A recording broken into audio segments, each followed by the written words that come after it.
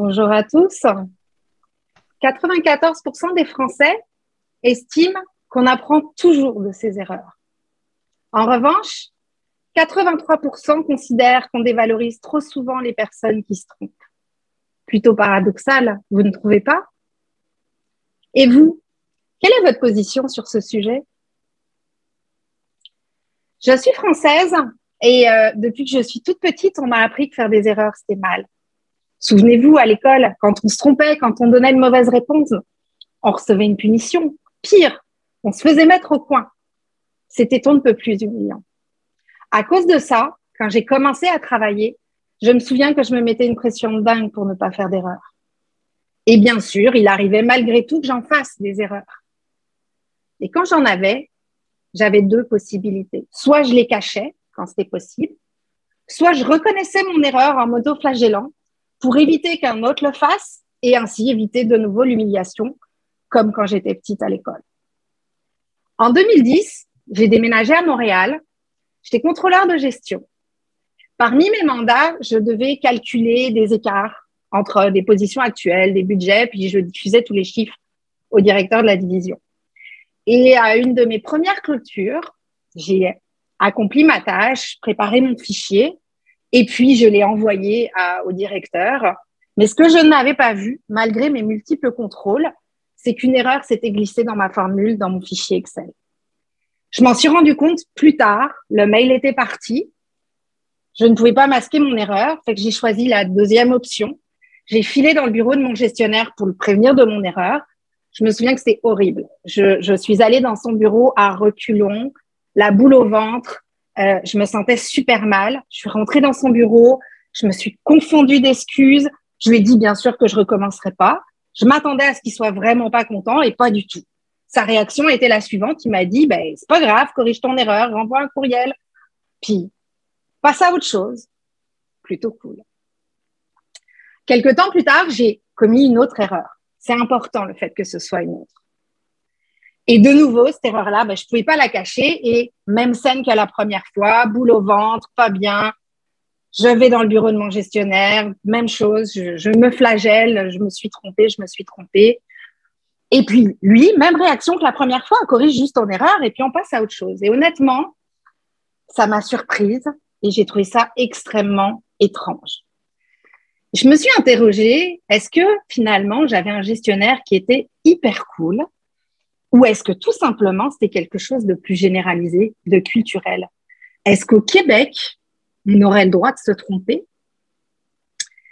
J'ai été voir mes collègues, puis je leur ai posé la question et voilà ce qu'ils m'ont répondu. Bien sûr qu'on a le droit de se tromper. C'est même comme ça qu'on apprend. En revanche, ne fais pas 2 fois la même erreur. Ça voudrait dire que tu n'es pas très malin. Vous ne pouvez pas imaginer à ce moment-là ma joie, à quel point je me suis sentie soulagée. J'avais le droit de me tromper. C'est une découverte qui a changé ma vie. Premièrement, c'est à ce moment-là que j'ai décidé de rester vivre au Québec.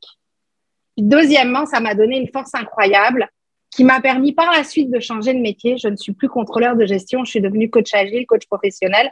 Puis surtout, c'est grâce à ça aujourd'hui que je suis là devant vous pour vous présenter Stoke.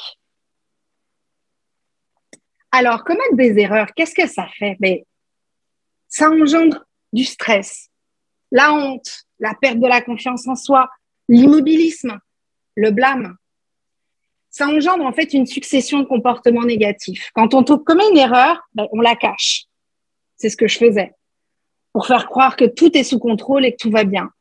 On donne l'impression qu'on est infaillible quand on ne fait pas d'erreur. Et surtout, on donne l'impression qu'on est supérieur à quiconque ferait des erreurs. On prend les autres de haut.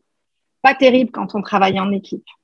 Puis le plus important, selon moi, on ne cherche pas à comprendre son erreur. On n'apprend rien, puis on refait encore et toujours la même erreur. Moi, je me souviens quand j'étais en France, là, il y a des erreurs que j'ai fait 5 fois. Au Québec, je peux vous le garantir, ça ne m'est jamais arrivé. Et ne pas se tromper, ça engendre quoi? Reconnaître que quelqu'un peut se tromper, c'est un moteur de succès. Ça permet de relativiser l'échec, de déculpabiliser celui qui se trompe. Ça lui permet de tirer des leçons, des enseignements et finalement de devenir à chaque fois une meilleure version de lui-même. Finalement, ça donne à la personne confiance en elle.